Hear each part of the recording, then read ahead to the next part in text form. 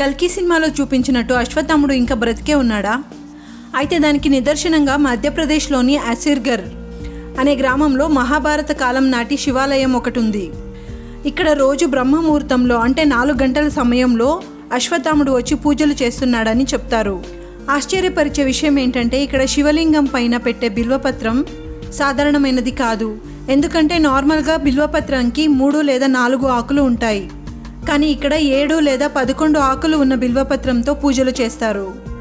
అంతేకాదు ఎవరో 7-8 అడుగులు పొడవున్న ఒక మనిషి శరీరం అంతా గాయాలతో తలపైన వస్త్రం కట్టుకుని అప్పుడప్పుడు నూనె ఆయుర్వేద మూలికలు తీసుకెళ్తూ ఉంటాడని అక్కడ స్థానికులు చెప్తున్నారు. అంతేకాదు దీని గురించి తెలుసుకోవాలని శాస్త్రవేత్తలు ఆర్కియాలజిస్టులు అక్కడ కెమెరాలు సెట్ చేశారు.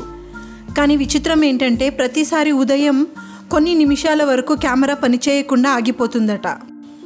తర్వాత రికార్డింగ్లో కనిపించేది మాత్రం పూజ పూర్తయిపోయిందన్న సూచన. మరి ఇందులో ఎంత నిజముందో తెలియదు కానీ అది ఇప్పటికీ ఒక మిస్టరీ లాగే మిగిలిపోయింది. మీరు దీన్ని నమ్ముతున్నట్లయితే ఒక లైక్ చేసి మీ అభిప్రాయాన్ని కామెంట్ చేయండి.